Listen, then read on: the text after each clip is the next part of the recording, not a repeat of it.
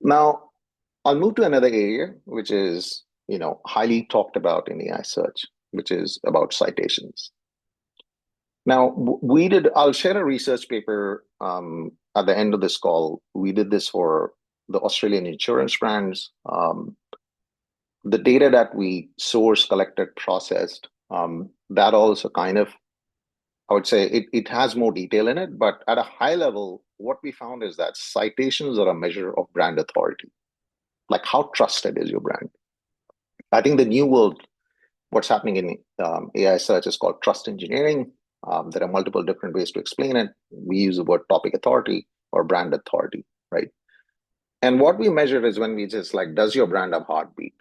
Um, and what I mean is like here by heartbeat is that does the internet actually remember you, right? So citations are an important signal that how well for different topics. So here, for example, we had almost over, I think, 1,500 topics, topic clusters. We measure the brand, and then what we found is there were many topics where they were trying to compete, but essentially they were just not the citations were not surfaced. They were being mentioned, but there are areas where the citations are actually quite low, and that also signaled that they're not being the first preferred option for being leaned on and cited as an authority in that particular area. And the CROs also compared it to how much online, revenue are they raising on that particular product. And it was quite interesting. And they said, yeah, that matches. So that enabled us to measure and say that, oh yeah, okay, this is definitely going all the way into conversions, right? Now, citations can help you understand what's how's the brand shaping up, what's the brand perception in the AI model, but you have to be a little bit careful. So in the same example, where we said why normal engineers work, we see a citation from UE. When we dug a little bit deeper, because in our platform, we actually go to the page, we extract all the page, we understand what's in that particular page, the cited page. And what we found is that although in this case, ChatGPT is saying that, oh, often exclude motocross racing tracking entirely, and it's got a UE page in there. The UE cited page did not mention any such thing. So there are platforms that actually do just surface level. They say, okay, we've done a text, we looked at citation, so the citation and text should, they're aligned. In reality, we find that the error rates are significant. They're definitely in the high single digits. So they're not as low as, let's say, 1%, and they're definitely not as high as 20%, but somewhere in the middle. But these things, so you've got to be a little bit careful when you're using citations to make your decisions.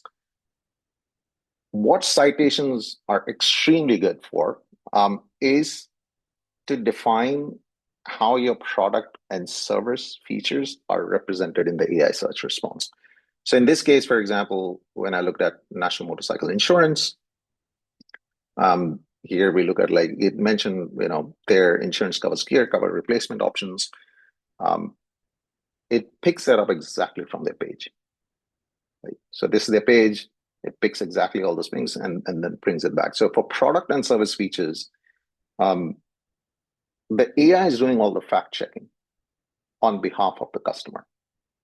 And this we find is a repeated, the AI search engines have become, I would say, 98, 90% accuracy. There are a couple of times they do go a little bit wrong or maybe irrelevant. I'll show you an example later of it. But in most cases, they do a very good job. So in the case of MeBike, also the transport damage, big one, and it's picked up from the my bike here says we transit cover, we cover you in the event of while your motorcycles being securely transported. Right now, this is really important, and I think is for category leadership, like best value, cheapest. We found, especially in highly contested e-commerce or even insurance, online insurance, these kind of areas where you see a lot of online traffic and a lot of online decision making being done by customers. Category leadership, typically we find that almost most of the times it depends on third party sites. It doesn't depend on your own site. Um, So in this case, for example, best value motorcycle, QBE was code as QBE. It's picking up from Finder. So the link from Finder, citation from Finder is there. And it's picked up, oh yeah, the best value is QBE. If it's cheapest premiums, budget pick, it's picked up NRMA. And once again, it's basically picked up of, oh, one of the cheapest in our database. So it builds that authority. It's taking the category authority from third-party media sites. In the case of UE, best balance of features and service, it's picked it up from the Forbes website. The Forbes citation was there, and it's picked that particular content page and then just brought it into the answer. And we found is that this is happening again and again and again across every product service features, especially if you're doing product service feature comparison across brands. A customer is doing that in the ASS responsible. A lot of it just goes back and then looks at third-party sites. And then deeper, it's also doing a fact check against the company's own page. So the first level check is done against the third party, but it also goes back and it has a way of checking, whether, for example, is there language or content which clearly signals why, let's say, QBE or a UE best, why UE is the best for balance for features and service on their site also.